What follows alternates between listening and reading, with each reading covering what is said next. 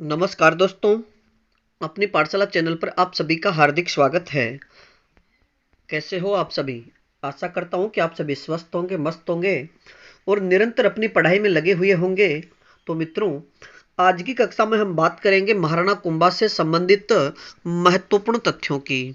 और मित्रों, आपको बता दें कि यह मेवाड़ के इतिहास से संबंधित भाग नंबर 6 होगा और भाग नंबर 5 में भी हमने महाराणा कुंभा से ही संबंधित महत्वपूर्ण प्रश्नों की चर्चा की थी। और आज की कक्षा में हम बात करेंगे महाराणा कुंभा से संबंधित जो शेष बातें रह गई उनसे संबंधित प्रश्नों की। तो लेकिन मित्रों, आपसे अनुरोध, अगर आप हमारे चैनल पर नए हो तो हमारे चैनल को लाइक कीजिए, सब्सक्राइब कीजिए तथा अधिक से अधिक अपने मित्रों तक इस श्रृंखला को जरूर पहुंचाइए। तो मित्रों, बात करें आज के पहले प्रश्न की। मेवाड़ के 84 दुर्गों में से 32 दुर्गों का निर्माण कुंभा ने करवाया। ऐसा किसने कहा कि मेवाड़ के जो 84 दुर्ग हैं उनमें से 32 दुर्गों का निर्माण महाराणा कुंभा ने करवाया? ऐसा किसने कहा? तो इसका सही उत्तर होगा श्यामल दास ने। मित्रों, याद रखिए कि वीर विरोध के रचयिता श्यामल दास ने महाराणा कुंभा के विषय में कहा है कि मेवाड़ में जो 84 दुर्ग है उनमें से 32 दुर्गों का निर्माण महाराणा कुंभा ने करवाया। अगला प्रश्न, कुंभा द्वारा निर्मित कुंभलगढ़ दुर्ग किस जिले में स्थित है?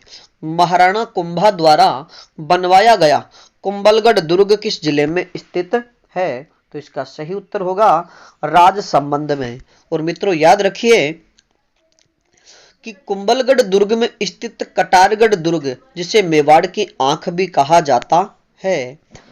और अगला प्रश्न, बसंती दुर्ग और अचलगढ़ दुर्ग किस जिले में स्थित है? बसंती दुर्ग और अचलगढ़ दुर्ग, जिसे आरबुद्ध दुर्ग के नाम से भी जाना जाता है, किस जिले में स्थित हैं? तो इसका सही उत्तर होगा सिरोही जिले में। अगला प्रश्न, कुंभा ने मेरों के प्रभाव को रोकने के लिए किस दुर्ग का निर्माण करवाया? कि महाराणा कुंभा ने मेरों के प्रभाव यानी मेर जाति, इस मेर जाति के प्रभाव को रोकने के लिए किस दुर्ग का निर्माण करवाया था? तो इसका सही उत्तर होगा मचान दुर्ग, जो सिरोही में स्थित है। अगला प्रश्न, भग्नावशेषों का उद्धारक किसे कहा जाता है? भग्नावशेषों का उद्धारक किसे कहा जाता है? तो इसका सही उत्तर होगा महाराणा कुंभा को। मित्रों, याद रखिए कि महाराणा कुंभा ने अधिकांश किलों का निर्माण पूर्व में बने हुए किलों के अवशेषों पर करवाया था। कि महाराणा कुंभा ने राजस्थान में पहले से बने हुए दुर्गों पर ही उनका जीर्णोद्धार करवाकर उन्हें नया रूप दिया। इस कारण महाराणा कुंभा को भग्नावशेषों का उद्धारक कहा जाता है। अगला प्रश्न, कुंभ श्याम मंदिर जो चित्तौड़गढ़ में है, कुंभ श्याम मंदिर का जीर्णोद्धार किसने करवाया? कुंभ श्याम मंदिर का निर्माण या जीर्णोद्धार किसने करवाया? तो इसका सही उत्तर होगा महाराणा कुंभा ने। और मित्रों, याद रखिए कि कुंभ श्याम मंदिर का निर्माण करवाकर महाराणा कुंभा ने उस मंदिर में विष्णु के वराह अवतार की मूर्ति स्थापित करवाई थी। बात करें अगले प्रश्न की, चित्तौड़ में श्रृंगार चंवरी मंदिर का निर्माण किसने करवाया? चित्तौड़गढ़ दुर्ग में श्रृंगार चंवरी मंदिर का निर्माण किसने करवाया? तो इसका सही उत्तर होगा महाराणा कुंभा ने। अगला प्रश्न, चित्तौड़गढ़ दुर्ग का आधुनिक निर्माता किसे कहा जाता है? चित्तौड़गढ़ दुर्ग का आधुनिक निर्माता किसे कहा जाता है? तो इसका सही उत्तर होगा महाराणा कुंभा को। मित्रों, याद रखिए कि महाराणा कुंभा ने चित्तौड़गढ़ दुर्ग का जीर्णोद्धार करवाया तथा उसमें रथ मार्ग और 7 प्रवेश द्वारों का निर्माण करवाया। यानी चित्तौड़गढ़ दुर्ग के जो 7 द्वार हैं, जिन्हें पोल कहा जाता है, का निर्माण भी महाराणा कुंभा ने ही करवाया। और उसमें कुंभा के महल तथा श्रृंगार संवरी का निर्माण करवाया। इसलिए महाराणा कुंभा को चित्तौड़गढ़ दुर्ग का आधुनिक निर्माता कहा जाता है। अगला प्रश्न, राजस्थान के स्थापत्य कला का जनक किसे कहा जाता है? राजस्थान के स्थापत्य कला का जनक किसे कहा जाता है? तो इसका सही उत्तर होगा महाराणा कुंभा को। अगला प्रश्न, कुंभा के शासनकाल में रणकपुर में जैन मंदिर किसने बनवाया था? महाराणा कुंभा के शासनकाल में रणकपुर, जो पाली जिले में पड़ता है, में जैन मंदिर किसने बनवाया था? तो इसका सही उत्तर होगा धरणक शाह ने। मित्रों याद रखिए कि कुंभा के शासनकाल में धरणक शाह ने रणकपुर में प्रथम जैन तीर्थंकर आदिनाथ को समर्पित एक भव्य जैन मंदिर का निर्माण करवाया। और बात करें कि उस मंदिर के में कुल खंबे कितने हैं, तो 1444 खंबे, यानी उसे खंबों वाला मंदिर भी कहते हैं। अगला प्रश्न, महाराणा कुंभा किस वाद्य यंत्र को बजाने में निपुण थे? महाराणा कुंभा किस वाद्य यंत्र को बजाने में निपुण थे? तो इसका सही उत्तर होगा वीणा वादन, यानी वीणा बजाने में। अगला प्रश्न, कुंभा का सर्वश्रेष्ठ व सबसे वृहद ग्रंथ कौन सा है? महाराणा कुंभा का सर्वश्रेष्ठ एवं वृहद ग्रंथ कौन सा है? तो इसका सही उत्तर होगा संगीत राज। मित्रों बात करें अगले प्रश्न की, कुंभा द्वारा रचित ग्रंथ संगीत राज कितने भागों में है? महाराणा कुंभा द्वारा रचित संगीत राज ग्रंथ कितने भागों में है? तो इसका सही उत्तर होगा 5 भागों में। मित्रों याद रखिए कि महाराणा कुंभा द्वारा रचित सर्वश्रेष्ठ एवं वृहद ग्रंथ संगीत राज, जिसमें गीत, वाद्य एवं नृत्य तीनों विधाओं का समावेश है, जो 5 भागों में है।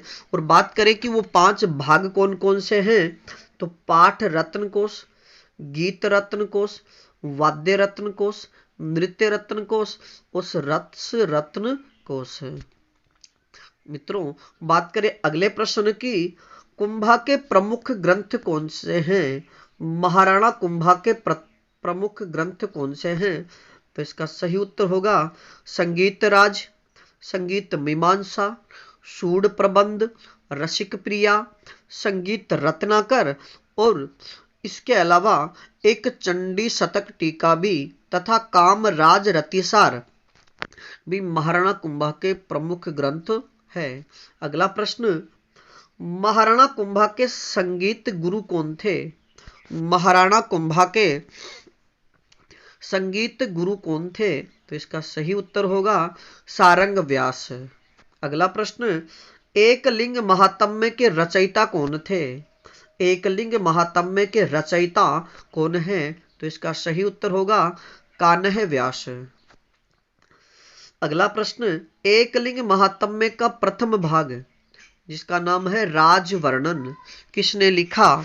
एकलिंग महात्म्य का प्रथम भाग, जिसे राजवर्णन के नाम से जाना जाता है, को किसने लिखा? तो इसका सही उत्तर होगा महाराणा कुंभा। मित्रों बात करें अगले प्रश्न की, कीर्ति स्तंभ प्रशस्ति के प्रशस्तिकार कौन है? कीर्ति स्तंभ प्रशस्ति के प्रशस्तिकार कौन है? तो इसका सही उत्तर होगा अत्रि भट्ट। अगला प्रश्न,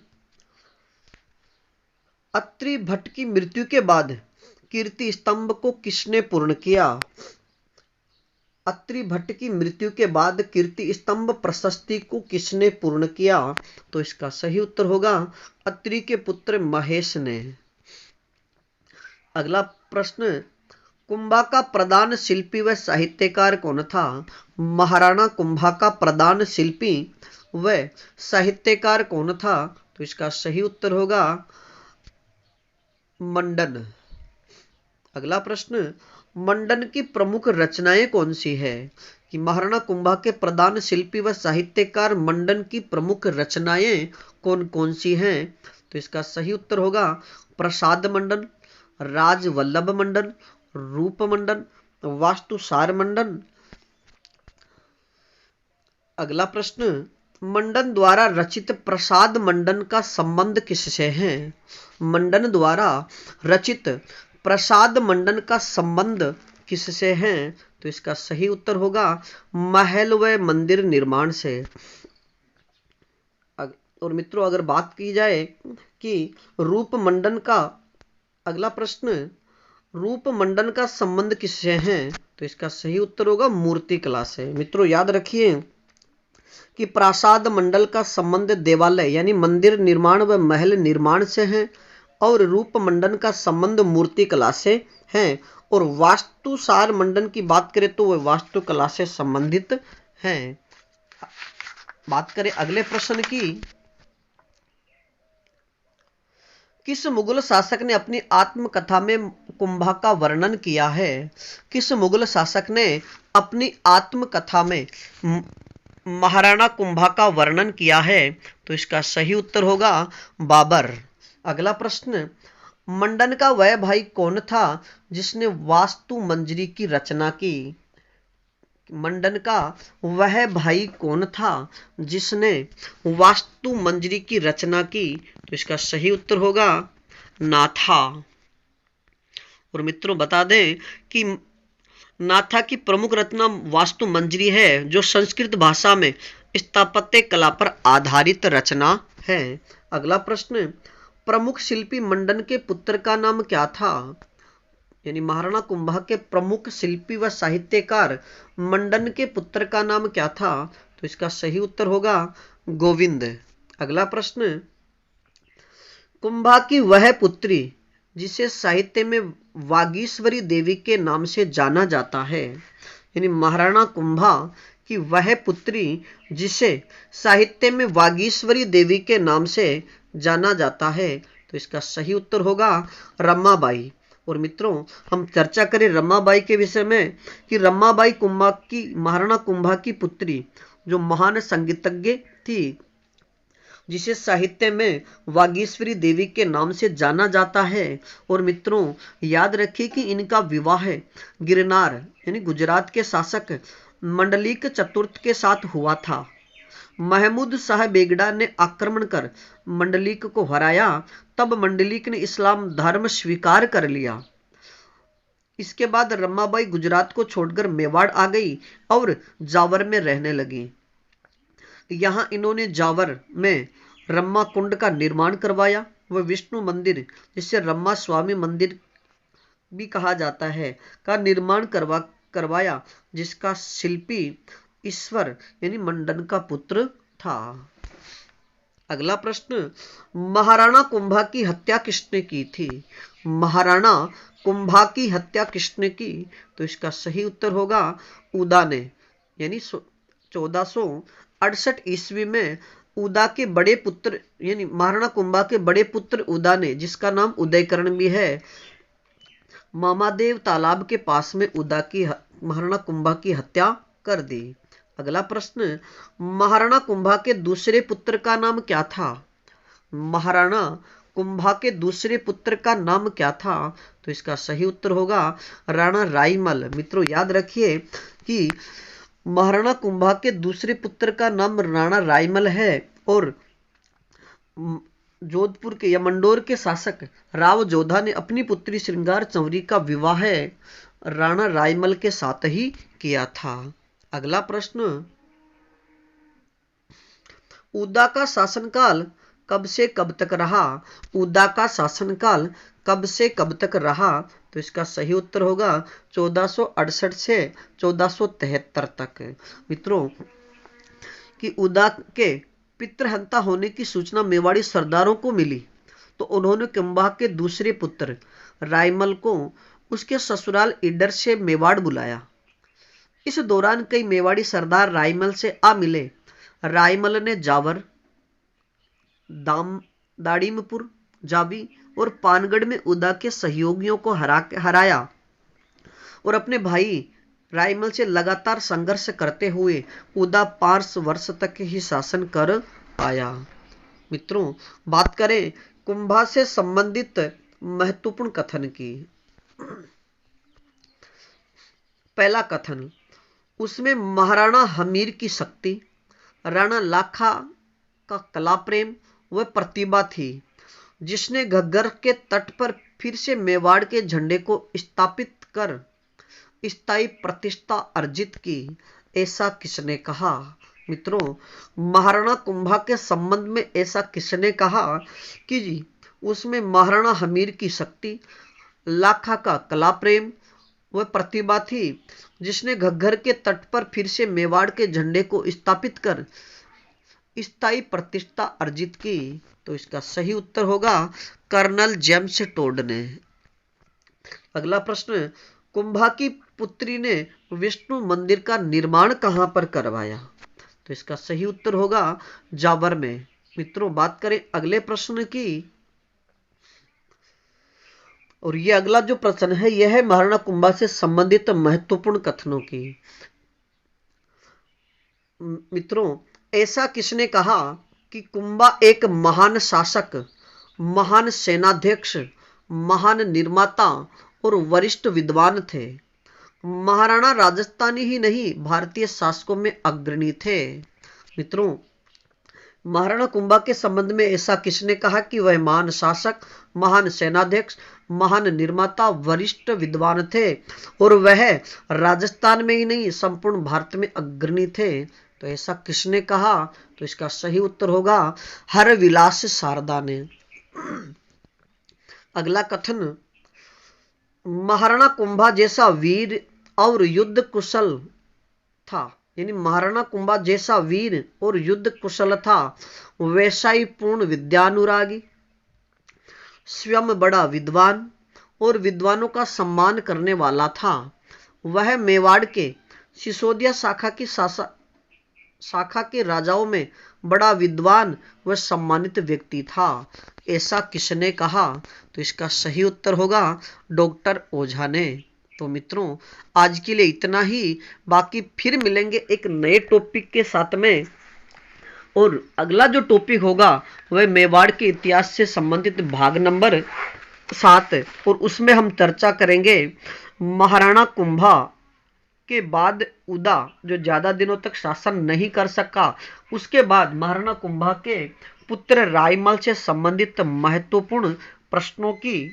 तब तक आप अपने अध्ययन में जुटे रहिए, और इस श्रृंखला में अगर किसी प्रकार की कोई त्रुटि हो तो आप हमें कमेंट्स में जरूर बताइए।